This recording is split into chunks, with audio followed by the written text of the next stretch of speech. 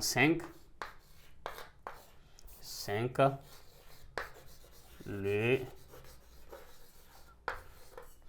Donc ici, le nombre E, c'est une lettre, mais E, sa valeur, c'est 2,7. 2, plus précisément 71. Donc, et si on prend ln de E, ça fait 1. Expo ln de 1, c'est aussi 1. Donc, si E et puis ln se croisent, ln de expo de A, c'est A lui-même. Ln de expo de X, c'est X. Donc, on va dire que la fonction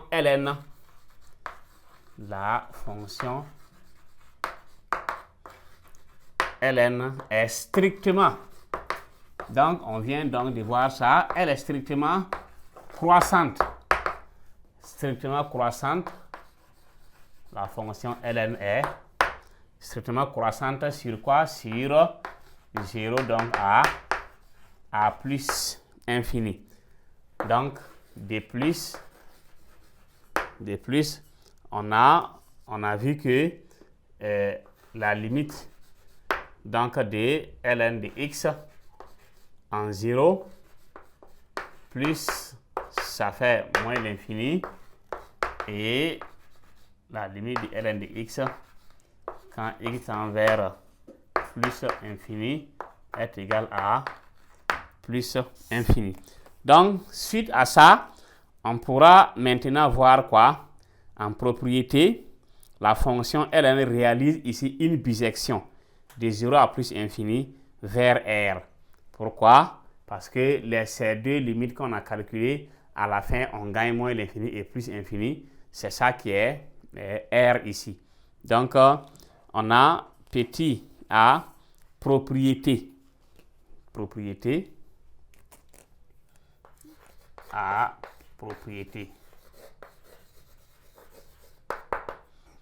Donc ici, la propriété nous dit que la fonction ln réalise une bisection de 0 à plus infini vers R.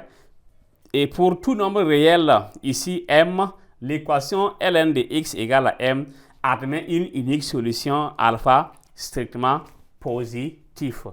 Donc on va dire en propriété que la fonction, donc on met ça en couleur pour montrer que on travaille donc avec ln ici. Donc elle fait quoi? Ln réalise donc une bisection. Donc une bisection ici de l'intervalle. Donc c'est ça qui est là, 0 à plus infini vers moins l'infini à plus infini. Donc de 0 à plus l'infini vers quoi? Vers moins l'infini qui est là à plus infini. On va dire quoi? Vers R. Voilà, vers R. Et pour tout nombre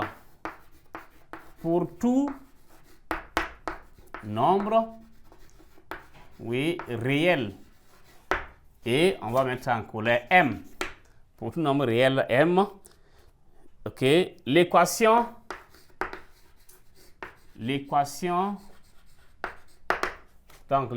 c'est ln de x est égal à M.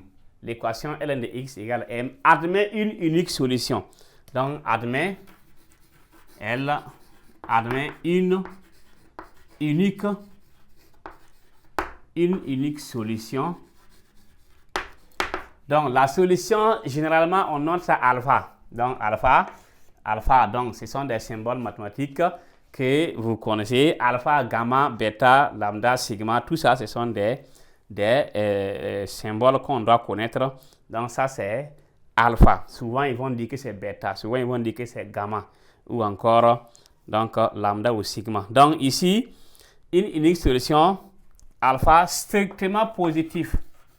Donc alpha est strictement positif. Pourquoi ça admet une unique solution? Quand on parle d'unique solution, la fonction ici elle est croissante. Quand elle croît, elle quitte de moins l'infini à plus infini. Donc, et je dis que si on dit qu'elle croît, dans le tableau de variation, on regarde les limites. On quitte moins l'infini, on part vers plus infini. Et cette partie-là, on suit l'axe des ordonnées. Si on quitte à moins l'infini, on ne peut pas atteindre plus l'infini sans passer par 0, l'origine du repère. Donc, c'est ça qui envoie quoi? La valeur qui permet donc d'avoir 0, c'est ça qui est alpha.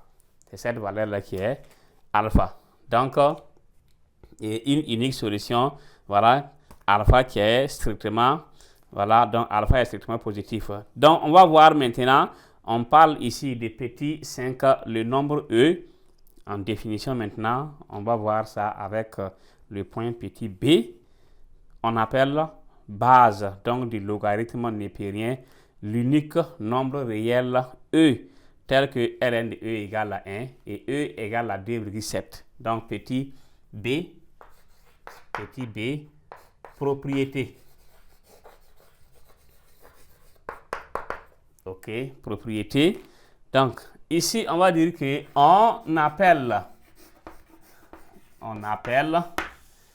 base, donc à base du logarithme népérien, base du logarithme donc népérien, base du logarithme népérien, l'unique, donc l'unique nombre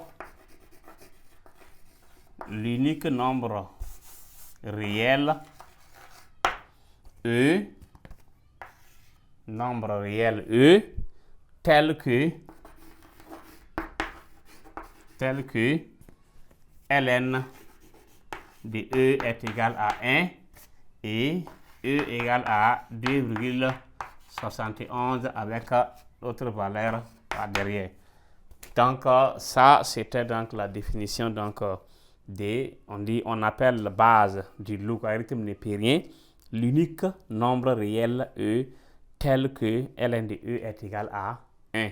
Mais sachant que E lui-même c'est une valeur, donc encore une lettre dont la valeur c'est 2,71 comme racine carrée donc de 2, 1,4 racine de 3, donc 1,71 en allant. Donc voici ici comment on peut donc définir le nombre E, donc qui est la base ici donc de la fonction logarithme népérien.